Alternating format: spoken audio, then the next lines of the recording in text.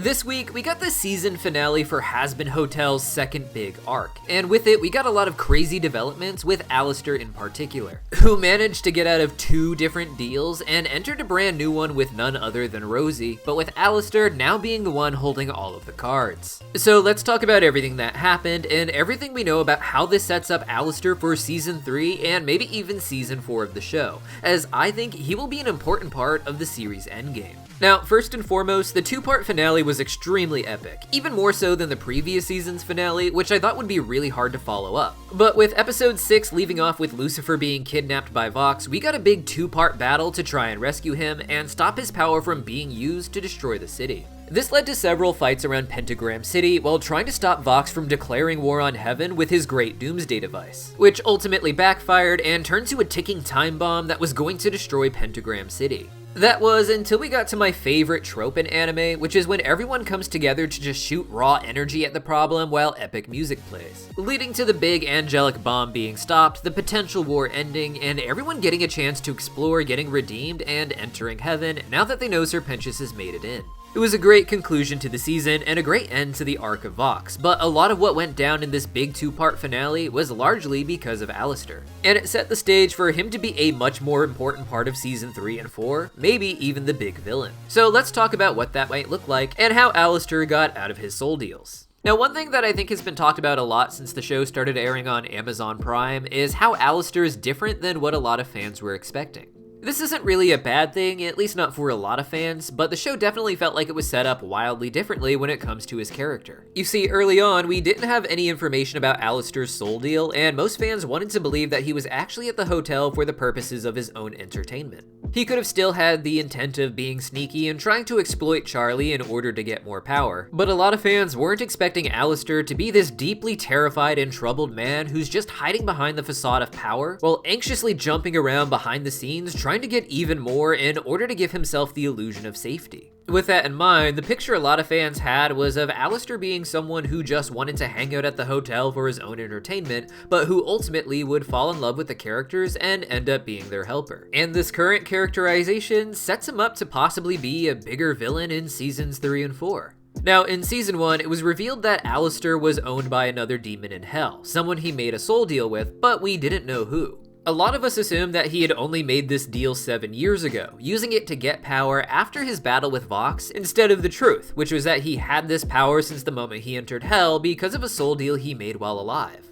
In season 2, we finally got a flashback showing not just Alastor's life on Earth, but how he actually made this deal with Rosie through a radio. This was after Alastor had been a murderer for quite some time, it seems, with Rosie indicating that he died very shortly after making this deal. With all the murders behind him, Alastor wanted to find a way to get to Hell and make sure that he was one of the most powerful people there, allowing him to continue his game of torturing people he didn't like, instead of becoming one of the many tortured victims in the sinner masses of Hell. Rosie is the leader of the cannibal colony, and it seems that Alastor was cannibalizing his victims, leading to him getting the power to use this ritual to contact Rosie directly. And after seeing how powerful Alastor's soul already was, Rosie decided to make the deal with him that he would be the most powerful sinner in Hell. The problem with that is Rosie didn't seem 100% sure that she could maintain this indefinitely. Rosie is very powerful, and she could give all of her power to another sinner to make them even more powerful than her with the power that they already have. But she notes that Alastor in particular already seems like a very promising and powerful soul, and she may not have been giving him that much power to begin with in order to elevate him to the top of the sinners. The problem with Alastor's deal is even if it makes him the most powerful sinner in the Pride Ring, that doesn't mean he's that much more powerful than anyone else. Vox had more naturally accumulated a lot of soul deals through his control over the TV waves, and though Alastor's soul deal with Rosie would technically make him more powerful than Vox, he could still take on Alastor with the help of his sidekicks Velvet and Valentino, who themselves are also really powerful with their individual soul deals. And with that in mind, Alastor realized that it wouldn't be that hard to get out of his soul deal with Rosie, as their entire soul deal was contingent on Rosie being able to maintain Alastor's power level as the most powerful sinner. Now, Rosie herself is very powerful, but as we saw in the recent finale, Charlie and her family are much more powerful. And with an endorsement from Charlie, as well as the support of the masses because of that endorsement,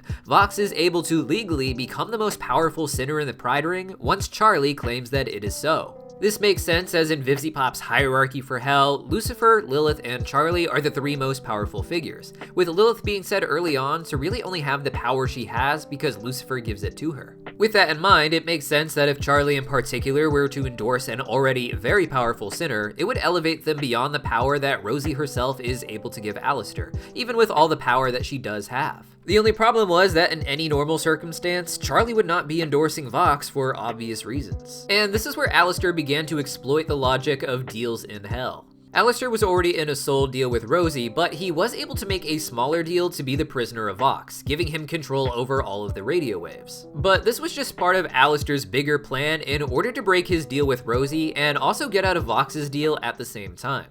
You see, with Charlie, Alastor had already made the deal that she would owe him one small favor in return for him bringing her to Rosie in order to get help with the fight against the Exorcists. We've been waiting all season to see what this little favor would actually turn out to be, and while being the prisoner of Vox, Alastor has Charlie repay this favor by forcing her to endorse Vox as the most powerful sinner.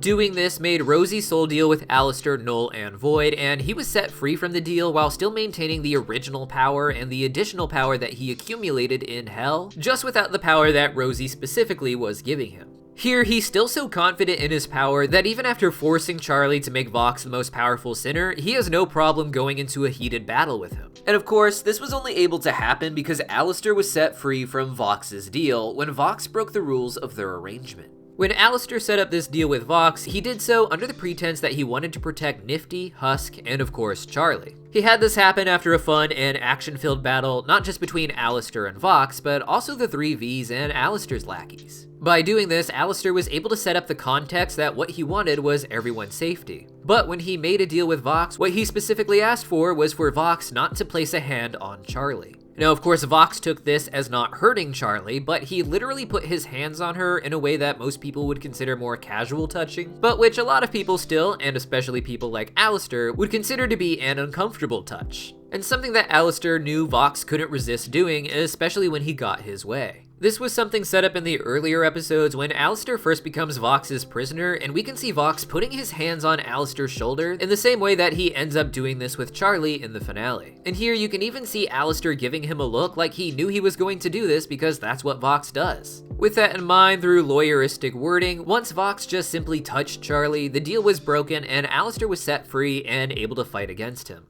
Of course, the real battle ended up not being with Vox, but against the giant machine that he had Carmilla make that just ended up backfiring and becoming something like an angelic nuclear bomb that was going to blow up Pentagram City. Now, early fans of the show would probably have expected Alastor to simply come to the defense of Charlie and the others, using his power to help save everyone and maintain his control within the Hazbin hotel. But even with Rosie forcing Alastor to be at the hotel all season, we saw him trying to avoid his duties and not really be involved as much as possible.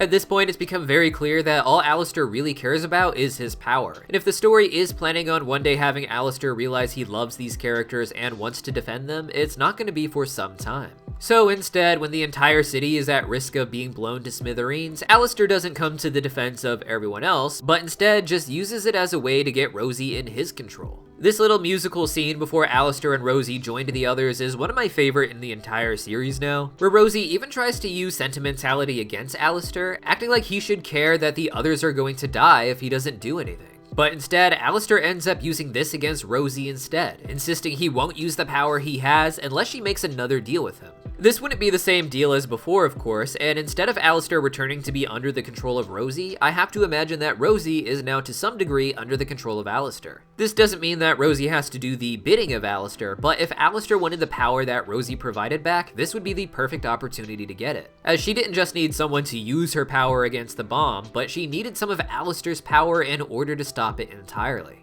Though the only thing we know for sure that Rosie actually did as part of this deal was finally fix Alastor's microphone, something he had been asking her to do all season. This means that Rosie already knew that her power alone wouldn't be enough, even with all the power being contributed by Charlie, Emily, and the others. And unfortunately, it looks like she had to take the deal and give Alastor all the power he needs to set him up as the big villain in seasons 3 and 4. Now, in my opinion, seasons 3 and 4 will likely have a new seasonal antagonist that pops up, but along the way, I think we'll see Alastor becoming more and more of an overt villain behind the scenes. Alastor's goal is power, and he feels terrified without it, and now that he knows he can't defeat an archangel like Adam, the only way to get more power would be from an angel even higher. And of course, that would bring us back to Charlie. Alastor has no intention of manipulating Lucifer into a friendly dynamic when he gets his power, and instead, he sees Lucifer as someone he needs to get rid of through the process of making Charlie his own and taking her power. We had already seen Alastor trying to play on Charlie's daddy issues all the way back in season 1, when Lucifer finally came to the hotel and Alastor realized the hole in Charlie's heart from her rocky relationship with her parents. Since then, Lucifer has become Alastor's big rival at the hotel, and with Vox out of the picture, it means that Alastor's entire focus can be on his rivalry with Lucifer. Of course, without a soul deal from Rosie, he's not required to stay there anymore, but instead of manipulating Charlie for Rosie's goals, he can focus on trying to manipulate Charlie as much as possible in order to get the power for himself. We saw that season 2 also ended with Charlie finally getting a phone call from Lilith, and at some point she has to come down to the hotel and finally start interacting with her as well as Lucifer. And I think it's around this time that Alastor's plans will really come into focus, as he'll have an opportunity to manipulate the entire family against each other to try and advance his own goal of attaining power. But what do you guys think?